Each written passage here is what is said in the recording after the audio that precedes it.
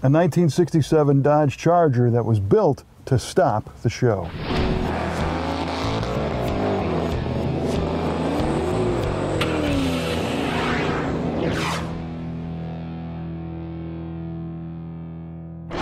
There are show cars, and then there are factory-built show cars like our 1967 Dodge Charger. This was put together to tour the International Auto Show circuit back in '67 to demonstrate all of the cool features of the new Dodge Charger for 1967. Everything about the car was intended to catch the eye, ranging from the code WW1 corporate white paint on the exterior to a load of other cool options, including the 425 horsepower 426 Hemi V8. Your typical Hemi car customer was more about speed than luxury and convenience, but Dodge really wanted to show what was available to Charger buyers, so the list of optional equipment is pretty long on this car.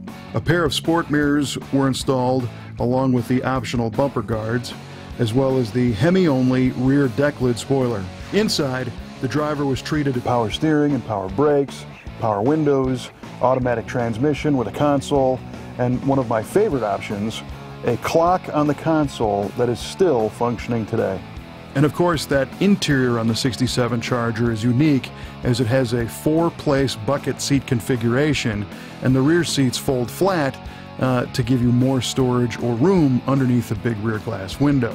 Another interesting detail is that this car did not have carpeting in the rear compartment.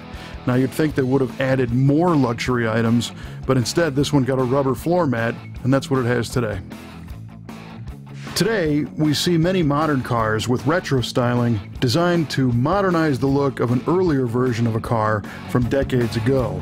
The current Mustang, Camaro, and Dodge Challenger are all great examples of modern retro styling. But did you know that the 1966 and 1967 fastback Dodge Chargers are modern retro style versions of the sloped rear designs of the 30s and 40s? So in a way, these cars were retro back in the 60s when they were new. 1966 and 67 Charger styling has always been controversial.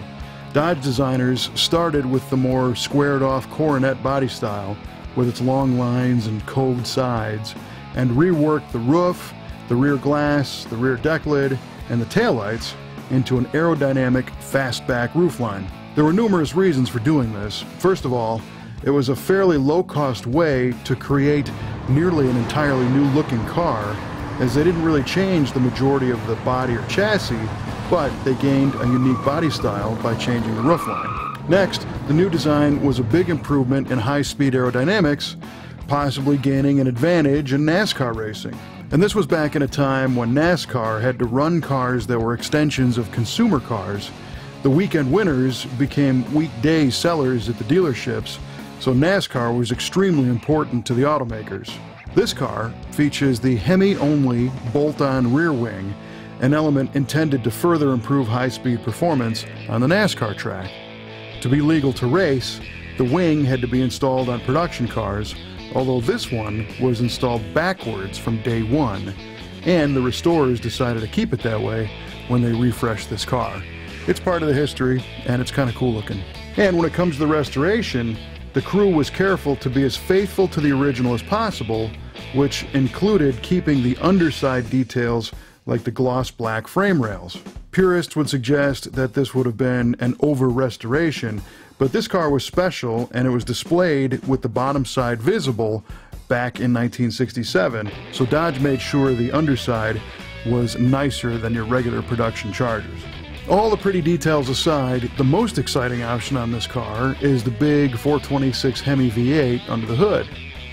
It boasted the same specs as all the 67 street Hemi V8s, with 10¼ to 1 compression and dual 4-barrel carburetors and the giant hemispherical combustion chamber cylinder heads. It was good for 425 horsepower at 5,000 RPM and 490 pound-feet of torque at 4,000 RPM.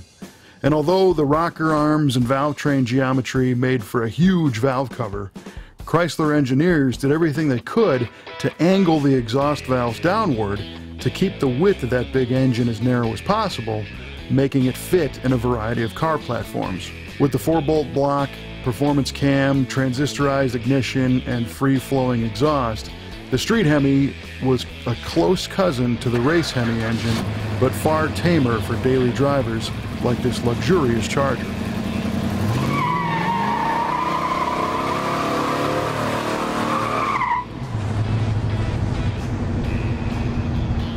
Although Charger sales slid in 1967, these days these cars seem to be gaining in popularity.